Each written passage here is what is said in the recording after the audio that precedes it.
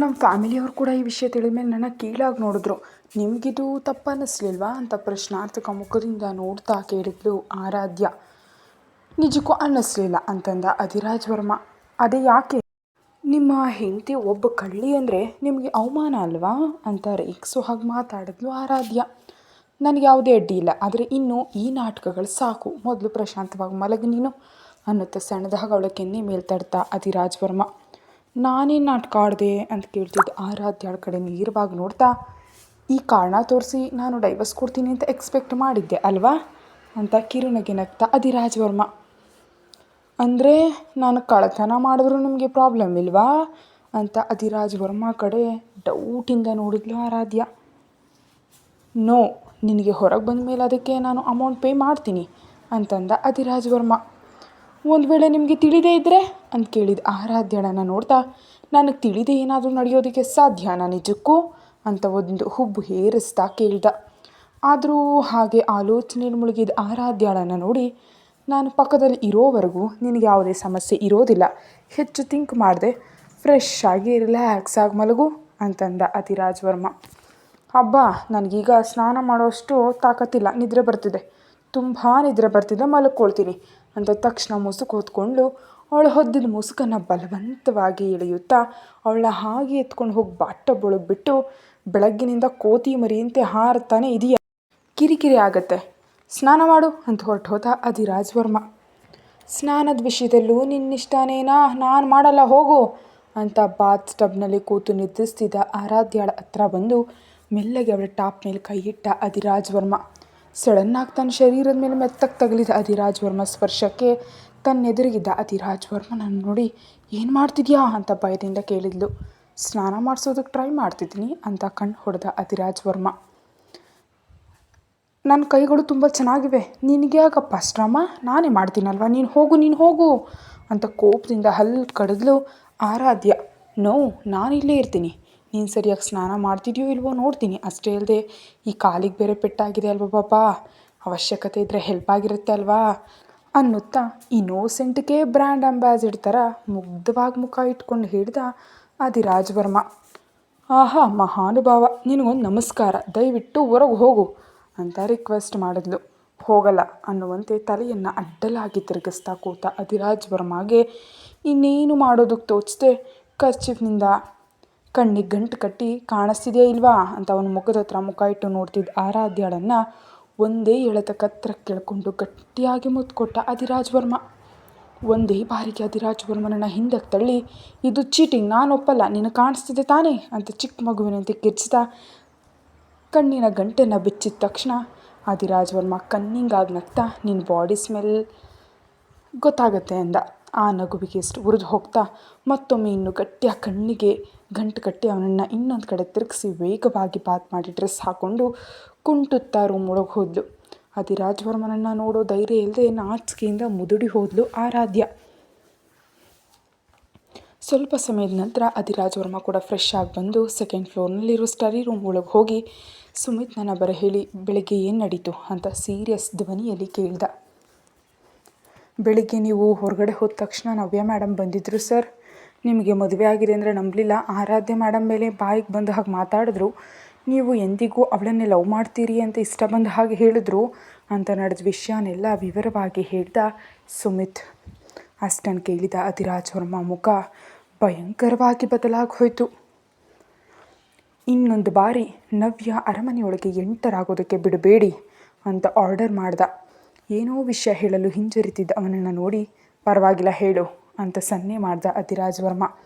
ಅದು ಆರಾಧ್ಯ ಮೇಡಮ್ ತಾನು ಬರೋದಕ್ಕಿಂತ ಮುಂಚೆ ಅರಮನೆಯಲ್ಲಿ ಯಾರಾದರೂ ಇದ್ರಾ ಅಂತ ನನ್ನ ಮತ್ತು ಸಾವಿತ್ರಿಯನ್ನು ತುಂಬ ಬಾರಿ ಕೇಳಿದ್ದಾರೆ ಸರ್, ಆದರೆ ನಾವೇ ಹೇಳಲಿಲ್ಲ ಅಂತ ವಿನಯದಿಂದ ಉತ್ತರಿಸ್ದ. ಓಕೆ, ಯಾವಾಗಲಾದರೂ ಮೇಡಮ್ ಇಂಥ ಕ್ವಶನ್ಗಳನ್ನ ಕೇಳಿದರೆ ತಕ್ಷಣ ನನಗೆ ತಿಳಿಸಿ ಅಂತ ಇನ್ನು ಸ್ವಲ್ಪ ಸಮಯ ಅರಮನೆಗೆ ಸಂಬಂಧಿಸಿದ ವಿಷಯಗಳನ್ನೆಲ್ಲ ಮಾತಾಡಿ ರೂಮ್ಗೆ ಹೋಗುವಷ್ಟರಲ್ಲಿ ಕೂತು ಮೊಬೈಲ್ನಲ್ಲಿ ಗೇಮ್ ಆಡ್ತಾ ಕಾಣಿಸಿದ್ಲು ಆರಾಧ್ಯ. ಇನ್ನು ಮಲಗದೆ ಏನು ಮಾಡ್ತಿದ್ಯಾ, ಟೈಮ್ ಎಷ್ಟಾಗಿದೆ ಗೊತ್ತಾ, ಈ ಟೈಮ್ವರೆಗೂ ಯಾಕೆ ಎದ್ದಿದ್ಯಾ ಅಂತ ಸೀರಿಯಸ್ ಆಗಿ ಪ್ರಶ್ನಿಸ್ತಿದ್ದ ಅಧಿರಾಜ್ ವರ್ಮನನ್ನು ಬೇಸರದಿಂದ ನೋಡ್ತಾ, ಇನ್ನೂ ಟೈಮ್ 10 ಆಗಿಲ್ಲ ಅಲ್ವಾ, ನಿದ್ರೆ ಕೂಡ ಬರ್ತಿಲ್ಲ, ಬೋರ್ ಆಗ್ತಿದೆ ಅಂತ ಗೇಮ್ ಆಡ್ತಿದ್ದೀನಿ ಅಂತ ಮೂತಿ ತಿರುಗಿಸ್ಕೊಂಡ್ಲು ಆರಾಧ್ಯ. ನಿನಗೆ ಪೆಟ್ಟಾಗಿದೆ ಅನ್ನೋ ವಿಷಯ ನೆನಪಿದೆಯಾ ಅನ್ನುವಂತೆ ಸೀರಿಯಸ್ ಆಗಿ ನೋಡ್ದ ಅಧಿರಾಜ್ ವರ್ಮ. ಅಯ್ಯೋ, ಆಗಿರೋದು ಕಾಲಕ್ಕೆ ತಾನೇ, ಕೈಗಲ್ಲ ಅಲ್ವಾ? ಅಬ್ಬ ಪ್ಲೀಸ್ ಅಧಿರಾಜ್ ವರ್ಮ ಅವರೇ, ನಾನು ಇನ್ನೊಂದು 20 ನಿಮಿಷ ಆಡ್ತೀನಿ ಪ್ಲೀಸ್ ಅಂತ ರಿಕ್ವೆಸ್ಟ್ ಮಾಡಿದ್ಲು. ಓಕೆ ಅಂತ ಬೆಡ್ ಮೇಲೆ ಆರಾಧ್ಯ ಮಡಿಲಲ್ಲಿ ಮಲಗಿ ಮೂಗಿನಿಂದ ಹೊಟ್ಟೆ ಮೇಲೆ ಗಿಲಿ ಇಡೋದಕ್ಕೆ ಸ್ಟಾರ್ಟ್ ಮಾಡ್ದ ಅಧಿರಾಜ್ ವರ್ಮ. ಅಯ್ಯೋ, ಏನು ಮಾಡ್ತಿದ್ದೆ ನೀನು? ಹೀಗೆ ಮಾಡಿದ್ರೆ ನನ್ನ ಗೇಮ್ ಮೇಲೆ ಕಾನ್ಸಂಟ್ರೇಷನ್ ಮಾಡೋದಕ್ಕಾಗಲ್ಲ. ಆದರೂ ನೀನು ಮಲಗದೆ ಯಾಕೆ ವೆಯ್ಟ್ ಮಾಡ್ತಿದ್ಯಾ ಅಂತ ಅಳುಮೂರೆ ಹಾಕಿ ಹೇಳಿದ್ಲು ಆರಾಧ್ಯ. ಪಾಪ, ನಾನು ಮಲಗಿದ ಮೇಲೆ ಇಲ್ಲಿಂದ ಎಸ್ಕೇಪ್ ಆಗಬೇಕಂತ ತಾನೇ ಈ ಗೇಮ್ ಪ್ಲ್ಯಾನ್ ಮಾಡಿದ್ಯಾ? ಅದಕ್ಕೆ ತಾನೇ ಇದೆಲ್ಲ ಅಂತ ಕ್ವೆಶ್ಚನ್ ಮಾಡ್ದ. ಅದೇನೂ ಇಲ್ಲ ಅಂತ ಒಣಮರು ಮಾತಾಡಿ ಗೇಮ್ ನೆನ್ಬಿಳೋಕೆ ಹೋದ್ಲು ಆರಾಧ್ಯ. 20 ಮಿನಿಟ್ಸ್ ಕಳೆದ್ರು, ಇನ್ನು 10 ನಿಮಿಷ ಅನ್ನುತ್ತಾ 1 ಗಂಟೆ ಟೈಮ್ ಪಾಸ್ ಮಾಡಿದ್ಲು. ಆದರೆ ಗೇಮ್ ನಿಲ್ಲಿಸ್ತಿದ್ದಾಗ ಆರಾಧ್ಯಳ ಕೈಯಿಂದ ಮೊಬೈಲ್ ಕಿತ್ಕೊಂಡು ಪಕ್ಕದಲ್ಲಿಟ್ಟು ಮಲಗೋ ಅಂತ ಕೋಪದಿಂದ ಗದರಿಸ್ದ ಅಧಿರಾಜ್ ವರ್ಮ. ನಾನು ಗೇಮ್ ಆಡ್ತಿದ್ರೆ ನಿಮಗೆ ನೋವು ಅಂತ ಕೋಪದಿಂದ ಕೇಳ್ತಿದ್ದ ಆರಾಧ್ಯಳ ಕಡೆ ಡೀಪಾಗಿ ನೋಡ್ತಾ, ಹಾಗಿದ್ರೆ ಸರಿ, ಅಮ್ಮ ಅಪ್ಪ ಆಟ ಆಡೋಣವಾ ಅಂತ ಒಂದು ಇವಿಲ್ ಸ್ಮೈಲ್ ಕೊಟ್ಟ ಅಧಿರಾಜ್ ವರ್ಮ. ದೇವ್ರೇ, ಏನು ಅವಶ್ಯಕತೆ ಇಲ್ಲ ಬಿಡು, ಇನ್ನೂ ತುಂಬ ಟೈಮ್ ಇದೆ ಅದಕ್ಕೆ ಅಂತ ಮನಸ್ಸಲ್ಲಿ ಅಂದ್ಕೊಂಡು ಗಟ್ಟಿಯಾಗಿ ಕಣ್ಣು ಮುಚ್ಚಿ ಮೆಲ್ಲಗೆ ನಿದ್ರೆಗೆ ಜಾರಿದ್ಲು ಆರಾಧ್ಯ. ಅಧಿರಾಜ್ ವರ್ಮ ಕೂಡ ಅವಳ ಪಕ್ಕದಲ್ಲಿ ಮಲಗಿ ಅವಳನ್ನೇ ದಿಟ್ಟಿಸಿ ನೋಡ್ತಾ ಯಾವಾಗಲೂ ನಿದ್ರಿಸ್ದ. ಮರುದಿನ ಬೆಳಿಗ್ಗೆ ಆರಾಧ್ಯ ಕಣ್ಬಿಡುವಷ್ಟರಲ್ಲಿ ತನ್ನ ಕಾಲಿಗೆ ಪಟ್ಟಿ ಕಟ್ತಾ ಕಾಣಿಸ್ದ ಅಧಿರಾಜ್ ವರ್ಮ. ನಿದ್ರೆ ಮಂಪರಿನಲ್ಲಿದ್ದು, ನೀನು ಯಾಕೆ ನನ್ನ ಕಾಲು ಹಿಡಿತಿದೆಯಾ? ನಿಜಕ್ಕೂ ನಾನೇ ಮಾಡ್ಕೊಡ್ತೀನಿ, ಹೀಗೆ ಕೊಡು ಅನ್ನುತ್ತಾ ಬ್ಯಾಂಡೇಜ್ಗಾಗಿ ಕೈಯನ್ನು ಚಾಚಿದ್ಲು ಆರಾಧ್ಯ. ನೋ ನೀಡ್ ಅನ್ನುತ್ತಾ ಅವಳಿಗೆ ಕಟ್ಟಿ ಮುಗಿಸಿ ಬೆಡ್ ಮೇಲೆ ಆರಾಧ್ಯಳ ಪಕ್ಕದಲ್ಲಿ ಕೂತು, ನಾನು ಆಫೀಸ್ಗೆ ಹೋಗ್ತಿದ್ದೀನಿ, ಜಾಗೃತಿ ಆಗಿರು ಅನ್ನುತ್ತಾ ಅವಳನ್ನ ಗಟ್ಟಿಯಾಗಿ ಹಗ್ ಮಾಡಿಕೊಂಡು ಹಣೆ ಮೇಲೆ ಮುತ್ತಿಟ್ಟು ಹೊರಗೆ ಹೋದ ಅಧಿರಾಜ್ ವರ್ಮ. ಅಧಿರಾಜ್ ವರ್ಮ ಹೊರಗೆ ಹೋದ ತಕ್ಷಣ ಮತ್ತು ಇಳಿಯೋದ ಕಾರಣ ಮತ್ತೆ ಮಲ್ಕೊಂಡು ಆರಾಧ್ಯ. ಅದೇ ಟೈಮ್ನಲ್ಲಿ ಅಧಿರಾಜ್ ವರ್ಮಗಾಗಿ ಅರಮನೆಗೆ ಬಂದ ಮೋಹಿತ್ ಹಾಲ್ನಲ್ಲಿ ಕೆಲಸ ಮಾಡ್ತಿದ್ದ ಸರ್ವೆಂಟ್ನನ್ನು ಅಧಿರಾಜ್ ವರ್ಮ ಬಗ್ಗೆ ಕೇಳ್ದ. ಆದರೆ ಅಧಿರಾಜ್ ವರ್ಮ ಹೊರಗೆ ಹೋಗಿರೋದು ತಿಳಿಯದ ಆ ಸರ್ವೆಂಟ್ ರೂಮ್ನಲ್ಲಿದ್ದಾರೆ ಅಂತ ಹೇಳಿದ್ರಿಂದ ನೇರವಾಗಿ ಮೇಲಕ್ಕೆ ಹೋಗಿ ಅಧಿರಾಜ್ ವರ್ಮ ಅಂತ ಕೂಗ್ತಾ ರೂಮ್ ಬಾಗಿಲು ತೆರೆದ. ಬೆಡ್ಶೀಟ್ ಹೊದ್ದು ನಿದ್ರಿಸ್ತಿದ್ದ ಆರಾಧ್ಯಳನ್ನು ಅಧಿರಾಜ್ ವರ್ಮ ಅಂತ ತಪ್ಪು ತಿಳಿದು ಭುಜದ ಮೇಲೆ ತಡ್ತಾ ಮೋಹಿತ್. ಅಬ್ಬಾ, ಬೆಳಗ್ಗೆ ನಿನಗೇನಾಯ್ತು ಅಧಿರಾಜ್ ವರ್ಮ? ಯಾಕಿಷ್ಟು ಬಾರಿ ಎಬ್ಬಿಸ್ತಿದ್ಯಾ? ನನ್ನ ಮಲ್ಗೋದಕ್ಕೆ ಬಿಡು ಪ್ಲೀಸ್, ನೀನಿಟ್ಟ ಡೆಡ್ಲೈನ್ಸ್ಗೆ ಇನ್ನು 3 ತಿಂಗಳು ಟೈಮ್ ಇದೆಯಲ್ಲ ಅಂತ ಬೇಸರದಿಂದ ಕಿರ್ಚಿದ್ಲು. ಭುಜದ ಮೇಲಿದ್ದ ಮೋಹಿತ್ ಕೈಯನ್ನು ತನ್ನ ಉದ್ದನೆ ಉಗುರುಗಳಿಂದ ಗಟ್ಟಿಯಾಗಿ ಗೀರಿದ್ಲು ಆರಾಧ್ಯ. ಯು ಇಡಿಯಟ್, ಹುಚ್ಚೇನಾದರೂ ಹಿಡ್ದಿದ್ಯಾ ಅಂತ ಗಟ್ಟಿಯಾಗಿ ಕಿರ್ಚಿದ ಮೋಹಿತ್ ಮಾತುಗಳಿಗೆ ಗಾಬರಿ ಬಿದ್ದು ಮೇಲೆದ್ದ ಆರಾಧ್ಯ. ಏಯ್, ನಿಜಕ್ಕೂ ನೀನು ಇಲ್ಲೇನು ಮಾಡ್ತಿದ್ಯಾ ಅಂತ ಕೋಪದಿಂದ ಕೇಳಿದ್ಲು. ಅಧಿರಾಜ್ ವರ್ಮನಿಗೋಸ್ಕರ ಬಂದೆ, ಆದರೂ 3 ಮಂತ್ಸ್ ಟೈಮ್ ಏನು? ನಿಜಕ್ಕೂ ನನ್ನನ್ನು ಯಾಕೆ ಗಿರ್ದೆ ನೀನಿತ್ತಿರ್ತಿ ಅಂತ ಕೋಪದಿಂದ ಕೇಳ್ದ ಮೋಹಿತ್.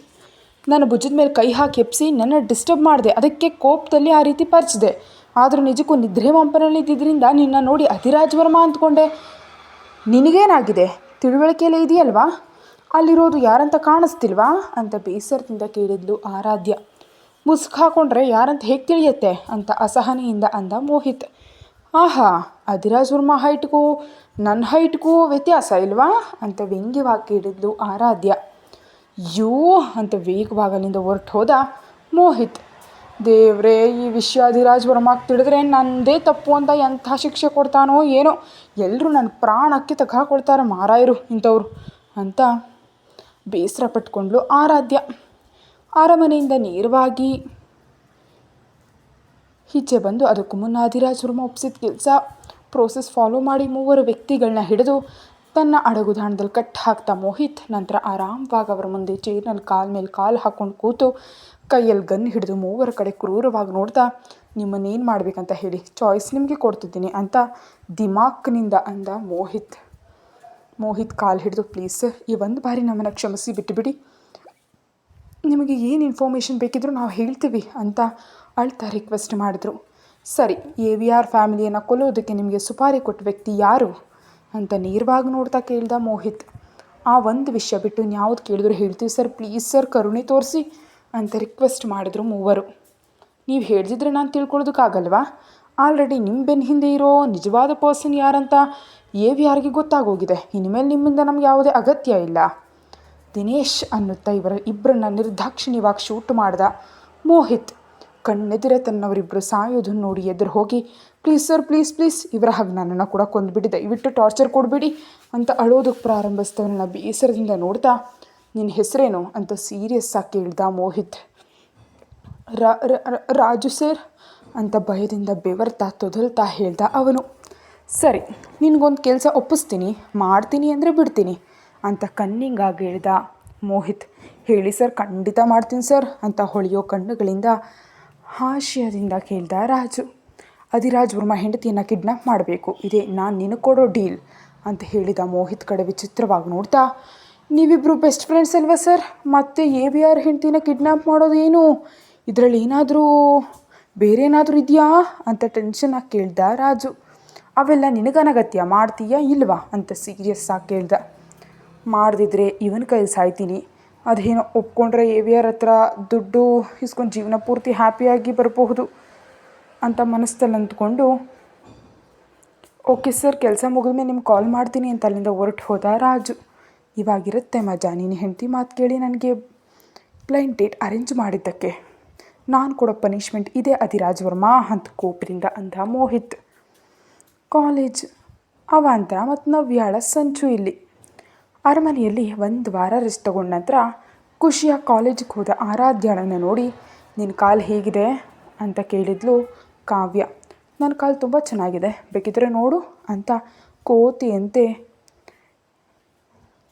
ಚೇರ್ಸ್ ಟೇಬಲ್ಸ್ ಎಲ್ಲ ಹತ್ತಿ ಜಿಗಿತಿದ್ದ ಆರಾಧ್ಯ ತಾನು ಹಾಕಿದ ಜೀನ್ಸ್ ಪಟಪಟನೆ ಹರಿದು ಹೋಗಿದ್ರಿಂದ ಒಂದೇ ಬಾರಿ ನಿಂತು ಬಾಯಿ ಮೇಲೆ ಕೈ ಇಟ್ಕೊಂಡು ಕೂತ್ಬಿಟ್ಲು.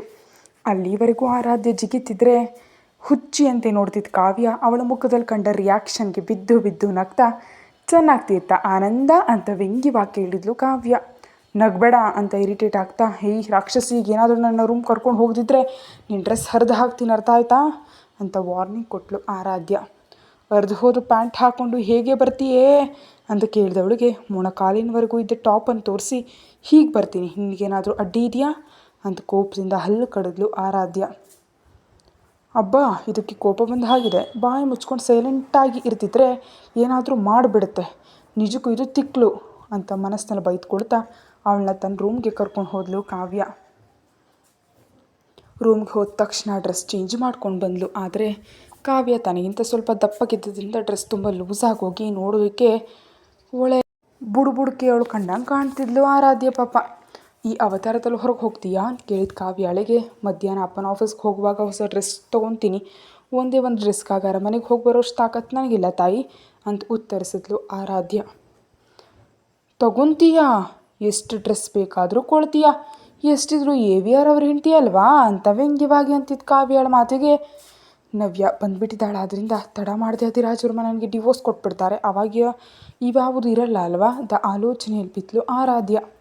ಅಷ್ಟೊಂದು ಯಾವುದರ ಬಗ್ಗೆ ಯೋಚನೆ ಮಾಡ್ತಿದ್ಯಾ ಡಾರ್ಲಿಂಗ್ ಅಂತ ಕೇಳಿದ ಕಾವ್ಯಾಳಿಗೆ ಕಿರುನಗೆಯನ್ನೇ ಉತ್ತರವಾಗಿ ಕೊಟ್ಲು. ಕಾಲೇಜಿಗೆ ಹೊರಟರು. ಮಧ್ಯಾಹ್ನ ಶಾಪಿಂಗ್ ಮಾಲ್ಗೆ ಹೋದ ಆರಾಧ್ಯ. ತನಗೆ ಸೂಟ್ ಆಗೋ ಡ್ರೆಸ್ ತಗೊಂಡು ಡೋರ್ ಕ್ಲೋಸ್ ಮಾಡೋ ಟೈಮ್ನಲ್ಲೇ ಒಳಗಡೆ ಬಂದಳು ನವ್ಯ. ಹೇಯ್, ನಿನಗೇನಾದರೂ ಹುಚ್ಚಾ, ಎಲ್ಲಿ ಬೇಕಿದ್ರೆ ಅಲ್ಲಿಗೆ ಬಂದುಬಿಡ್ತೀಯಾ, ಕಾಮನ್ ಸೆನ್ಸ್ ಅನ್ನೋದೇ ಇಲ್ವಾ ನಿನಗೆ ಅಂತ ಕೋಪದಿಂದ ಕೆರ್ಚಿದ್ಲು ಆರಾಧ್ಯ. ನಾನು ನಿನ್ನ ಜೊತೆ ಅರ್ಜೆಂಟಾಗಿ ಮಾತಾಡಬೇಕು, ಮೊದಲು ನನ್ನ ಜೊತೆ ಮಾತಾಡು, ಆಮೇಲೆ ನಿನ್ನ ಕೆಲಸ ನೀನು ಮಾಡ್ಕೋ ಅಂತ ಸೊಕ್ಕಿನಿಂದ ಅಂತಿದ್ದ ನವ್ಯಾಳ ಕೈ ಹಿಡಿದು ಡ್ರೆಸ್ಸಿಂಗ್ ರೂಮ್ನಿಂದ ಹೊರಗೆ ತಳ್ಳಿ, ಅಲ್ಲೇ ವೆಯ್ಟ್ ಮಾಡು, ಬಂದು ಮಾತಾಡ್ತೀನಿ ಅಂತ ನವ್ಯ ಮುಖದ ಮೇಲೆ ಡೋರ್ ಹಾಕಿದ್ಲು ಆರಾಧ್ಯ. ಸ್ವಲ್ಪ ಸಮಯ ನಂತರ ಡ್ರೆಸ್ ಚೇಂಜ್ ಮಾಡ್ಕೊಂಡು ಹೊರಗೆ ಬಂದ ಆರಾಧ್ಯ ಕನಿಷ್ಠ ನವ್ಯ ಮುಖವನ್ನು ಕೂಡ ನೋಡದೆ ಕೌಂಟರ್ನಲ್ಲಿ ಬಿಲ್ ಕಟ್ಟಿ ಮಾಲ್ನಿಂದ ಹೊರಗೆ ಬಂದುಬಿಟ್ಲು.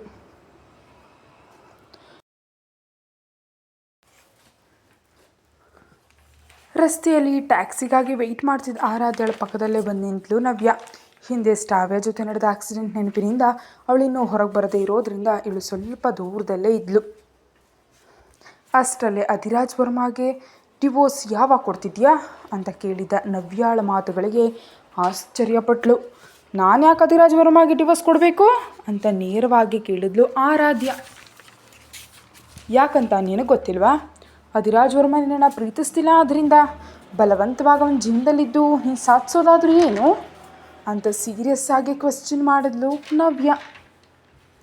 ನಿಜಕ್ಕೂ ನೀನು ಯಾರು ಅಧಿರಾಜ್ ವರ್ಮ ಜೀವನದಲ್ಲಿ ನಾನು ಇರಬೇಕೋ ಬೇಡವೋ ಅಂತ ಹೇಳೋದಕ್ಕೆ ಬಿಟ್ಟು ಹೋದವ್ರಿಗೆ ಕೇಳೋ ರೈಟ್ ಇಲ್ಲ ಅಂತ ನವ್ಯ ಕಡೆ ಕೋಪದಿಂದ ನೋಡಿದ್ಲು ಆರಾಧ್ಯ.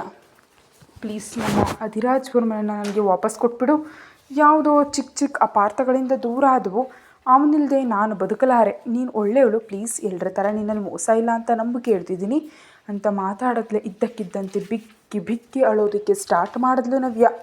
ಅವಳದು ನಿಜವೋ ನಟನೆಯೋ ತಿಳಿಯದ ಗೊಂದಲದಿದ್ದ ಆರಾಧ್ಯ, ನನ್ನ ಕೈಯಲ್ಲಿ ಏನೂ ಇಲ್ಲ, ನಾನು ಅವ್ರ ಜೀವನದಲ್ಲಿ ಇರಬೇಕೋ ಬೇಡವೋ ಅನ್ನೋದು ಅಧಿರಾಜ್ ವರ್ಮ ಅವ್ರ ನಿರ್ಧಾರ, ಏನಿದ್ರು ಅವ್ರ ಜೊತೆ ಮಾತಾಡ್ಕೊ ಅಂತ ಹೇಳಿ ಮುಖ ತಿರುಗಿಸಿದ್ಲು ಆರಾಧ್ಯ. ನಿಜಕ್ಕೂ ಹಾಗೆ ಮಾತಾಡೋದಕ್ಕೆ ನಿನಗೆ ನಾಚಿಕೆ ಇಲ್ವಾ? ಕೇವಲ ದುಡ್ಡಿನ ಆಸೆಯಿಂದ ಇಬ್ಬರು ಪ್ರೇಮಿಗಳನ್ನ ದೂರ ಮಾಡಿದೆ, ಆ ಪಾಪ ಸುಮ್ಮನೆ ಹೋಗಲ್ಲ ಅಂತ ಶಾಪ ಹಾಕಿದ್ಲು ನವ್ಯ. ಅಷ್ಟರಲ್ಲೇ ಒಂದು ಬ್ಲ್ಯಾಕ್ ವ್ಯಾನ್ನಿಂದ ಇಬ್ಬರು ಮನುಷ್ಯರಿಳಿದು ಆರಾಧ್ಯ ಮತ್ತು ನವ್ಯಳನ್ನು ಬಲವಂತವಾಗಿ ಒಳಗಡೆ ಹತ್ತಿಸ್ಕೊಂಡು ಹೊರಟು ಹೋದರು. ನಡು ರಸ್ತೆಯಲ್ಲಿ ಹಗಲು ಹೊತ್ತಿನಲ್ಲಿ ಕಣ್ಣು ಮುಚ್ಚಿ ಬಿಡೋಷ್ಟರಲ್ಲಿ ಇಬ್ಬರನ್ನು ಕಿಡ್ನ್ಯಾಪ್ ಮಾಡೋದ್ರಿಂದ ಶಾಕ್ ಆಗೋದು ಆರಾಧ್ಯ ಮತ್ತು ನವ್ಯ ಸ್ವಲ್ಪ ಸಮಯದ ನಂತರ ಕಿರ್ಚೋದಕ್ಕೆ ಸ್ಟಾರ್ಟ್ ಮಾಡಿದ್ರು. ಏಯ್ ಹಂದಿಗಳ, ಯಾರು ನೀವು? ನಿಜಕ್ಕೂ ನನ್ನನ್ನು ಯಾಕೆ ಕಿಡ್ನ್ಯಾಪ್ ಮಾಡಿದ್ರಿ? ನಿಜಕ್ಕೂ ನಿಮಗೇನು ಬೇಕು ಅಂತ ಡ್ರೈವರ್ ಸೀಟ್ನಲ್ಲಿದ್ದ ಕಿಡ್ನ್ಯಾಪರ್ ಜುಟ್ಟು ಹಿಡಿದು ಎಳೆಯುತ್ತಾ ಅವನ ಭುಜದ ಮೇಲೆ ಇಷ್ಟ ಬಂದ ಹಾಗೆ ಹೊಡಿತಾ ಕಿರ್ಚಿದ್ಲು ಆರಾಧ್ಯ. ಈಗೋ ನೀವೇನಾದರೂ ದುಡ್ಡಿಗಾಗಿ ನನ್ನನ್ನು ಕಿಡ್ನ್ಯಾಪ್ ಮಾಡಿದರೆ ಬೇಕಾದಷ್ಟು ಕೊಡ್ತೀನಿ, ನನ್ನ ಬಿಟ್ಬಿಡಿ ಅಂತ ಇನ್ನೊಬ್ಬನ ಭುಜದ ಮೇಲೆ ಓಡಿದ್ಲು ನವ್ಯ. ಹಾಗೆ ಇಬ್ಬರು ಗಲಾಟೆ ಮಾಡ್ತಾ ಹುಚ್ಚುಚ್ಚ ಕಿರ್ಚ್ತಿರೋದು ನೋಡಿ ಬೇಸತ್ತ ಕಿಡ್ನ್ಯಾಪರ್ಸ್, ನಿಮ್ಮಿಬ್ಬರಲ್ಲಿ ಯಾರಾದರೂ ಒಬ್ಬರು ಬಾಯಿ ಬಿಟ್ಟು ಕಿರ್ಚಿದ್ರೆ ಇಲ್ಲೇ ಶೂಟ್ ಮಾಡಿ ರಸ್ತೆಗೆ ಎಸೆದು ಬಿಡ್ತೀನಿ ಅಂತ ವಾರ್ನಿಂಗನ್ನು ಕೊಟ್ಟರು. ಅಷ್ಟೇ, ಅಲ್ಲಿವರೆಗೂ ಪಂದ್ಯದ ಕೋಳಿಯಂತೆ ಹಾರಾಡ್ತಿದ್ದ ಆರಾಧ್ಯ ಮತ್ತು ನವ್ಯ ಬಾಯಿ ಮುಚ್ಕೊಂಡು ಕೂತರು. ಸ್ವಲ್ಪ ಸಮಯದ ನಂತರ ವ್ಯಾನ್ ಒಂದು ಜನರಿಲ್ಲದ ಗುಡಾನಿರೋ ಪ್ರದೇಶದಲ್ಲಿ ನಿಂತಿತ್ತು. ನಿಂತ ತಕ್ಷಣವೇ ಕಿಡ್ನ್ಯಾಪರ್ಸ್ ಇಬ್ಬರು ಆರಾಧ್ಯ ಮತ್ತು ನವ್ಯಾಳನ್ನು ಒಳಗಡೆ ಕರ್ಕೊಂಡು ಹೋಗಿ ಕೈ ಕಾಲು ಕಟ್ಟಿ ನೆಲದ ಮೇಲೆ ಬಲವಾಗಿ ತಳ್ಳಿದ್ರು. ಏ ಕಳ್ಳ, ಹೆಣ್ಮಗಳನ್ನು ಕರುಣೆ ಕೂಡ ಇಲ್ಲದೆ ಹಾಗೆ ತಳ್ತಿದೆಯಲ್ಲೋ ವೇಸ್ಟ್ ಫೆಲೋ, ಏನಾದರೂ ಆಗ್ಬಿಟ್ರೆ ಯಾರದು ರೆಸ್ಪಾನ್ಸಿಬಿಲಿಟಿ? ಕತ್ತೆ ಅಂತ ಗದರಿದ್ಲು ಆರಾಧ್ಯ. ಇದಕ್ಕೆ ಕಂಪ್ಲೀಟ್ ಆಪೋಸಿಟಾಗಿ ನವ್ಯ ಮಾತ್ರ ಒಂದು ಮೂಲೆಗೆ ಹೋಗಿ ಭಯಪಡ್ತಾ ಹಡಗಿ ಕೂತ್ಲು. ನಿಜಕ್ಕೂ ನನ್ನನ್ನು ಯಾಕೆ ಕಿಡ್ನ್ಯಾಪ್ ಮಾಡಿದ್ರಿ ಅಂತ ಭಯದಿಂದನೇ ಕೇಳಿದ್ಲು. ಅಷ್ಟರಲ್ಲಿ ಅಲ್ಲಿಗೆ ಗಿಡ್ಡದಾಗಿ ಕಪ್ಪಗಾಗಿ ಮುಂದೆ ಹೊಟ್ಟೆ ತಲೆ ಮೇಲೆ ಬೋಲಿಟ್ಕೊಂಡು ಒಂದು 5 ಅಡಿಯ ಆಜಾನುಬಾಹು ಅಲ್ಲಿಗೆ ಬಂದ. ಬರ್ತಿದ್ದಂತೆ, ಹೇಯ್ ಒಬ್ಬರನ್ನ ಕಿಡ್ನ್ಯಾಪ್ ಮಾಡೋದಕ್ಕೆ ಹೇಳಿದ್ರಿ, ಇಬ್ಬರನ್ನ ಕರ್ಕೊಂಬಂದಿದ್ದೀರಲ್ರೋ, ಏನ್ರೋ ಹಂದಿಗಳ ಅಂತ ಗೊಂದಲದಿಂದ ಕೇಳ್ದ. ಅಣ್ಣ ಅದು ಬಂದು ಅಂತ ನೀರು ಕುಡಿತಾ ಇಬ್ಬರು ಒಂದೇ ಥರ ಒಂದೇ ಜಾಗದಲ್ಲಿದ್ದರು. ಯಾರನ್ನು ಕಿಡ್ನ್ಯಾಪ್ ಮಾಡಬೇಕೋ ಗೊತ್ತಾಗಲಿಲ್ಲ, ಇಬ್ಬರೂ ಎತ್ತಾಕೊಂಡು ಬಂದುಬಿಟ್ವು ಅಂತ ತಲೆ ಕೆರ್ಕೊಳ್ತಾ ಹೇಳಿದ ಒಬ್ಬ ಅಸಿಸ್ಟೆಂಟ್. ಆ ಮಾತುಗಳಿಗೆ ಕೋಪ ಬಂದ ಆರಾಧ್ಯ, ಕಿಡ್ನ್ಯಾಪ್ ಮಾಡಿದ್ರಾ? ನಿನ್ನ ಹೆಂಡತಿ ನಿನಗೆ ಪಿಂಡ ಇಡ? ನಿನಗೆ ನನ್ನ ವಿಷಯ ಗೊತ್ತಿಲ್ವಾ? ಮರ್ಯಾದೆಯಾಗಿ ನನ್ನ ಬಿಡು, ಇಲ್ದಿದ್ರೆ ನನ್ನ ಕೈಯಲ್ಲಿ ನೀನು ಸಾಯ್ತೀಯಾ ಅಂತ ಕೋಪದಿಂದ ಕೂಗಿದ್ಲು ಆರಾಧ್ಯ. ಲೋ ಸ್ವಲ್ಪ ಸಮಯ ಬಾಯಿ ಮುಚ್ಕೊಂಡು ಸುಮ್ಮನೆ ಇರು, ನಿಮ್ಮಿಬ್ಬರಲ್ಲಿ ಯಾರ ಹೆಂಡತಿ ಯಾರು ಅಂತ ಆರಾಧ್ಯನ ಕೇಳಿದ. ಆ ಕಪ್ಪಗಿರೋನು, ಇಷ್ಟಕ್ಕೂ ನೀನು ಯಾರೋ ಅಂತ ಕೇಳಿದ್ಲು ಆರಾಧ್ಯ. ರಾಜು ದ ಕಿಡ್ನ್ಯಾಪರ್ ಅಂತ ಪ್ರೌಢಾಗಿ ಹೇಳ್ಕೊಳ್ತಿದ್ದ ಅವನ ಕಡೆ ಜೋಕರ್ನನ್ನು ನೋಡ್ದ ಹಾಗೆ ನೋಡ್ತಾ, ಓಹೋ ಕಪ್ಪು ಮುಖದವನೇ, ನಿನ್ನ ಡೈಲಾಗ್ಗೂ ನಿನ್ನ ಕಟೌಟ್ಗೂ ನಿಜಕ್ಕೂ ಮ್ಯಾಚೇ ಆಗ್ತಿಲ್ವಲ್ಲೋ, ನಿಜಕ್ಕೂ ನಿನ್ನ ಹೇಗೆ ಈ ಫೀಲ್ಡಿಗೆ ತೊಗೊಂಡ್ರು ಅಂತ ಎಲ್ಲರನ್ನ ಡೌಟಾಗಿ ನೋಡಿದ್ಲು ಆರಾಧ್ಯ. ಈಗೋ ಹುಡುಗಿ, ಮಾತು ಕಪ್ಪಗಿರೋನೆ ಅಂತ ಕರೆದ್ರೆ ಸುಮ್ಮನಿರಲ್ಲ. ನನ್ನ ಮನೋಭಾವನೆಗಳು ಧಕ್ಕೆ ಆಗ್ತಿದೆ, ಅರ್ಥ ಆಗ್ತಿದೆಯಾ? ಇನ್ನೊಂದು ಸ್ವಲ್ಪ ಸಮಯದಲ್ಲಿ ನಾನು ಎಷ್ಟು ದೊಡ್ಡ ಕಿಡ್ನ್ಯಾಪರ್ ಅನ್ನೋದು ನಿನಗೆ ಅರ್ಥ ಆಗುತ್ತೆ.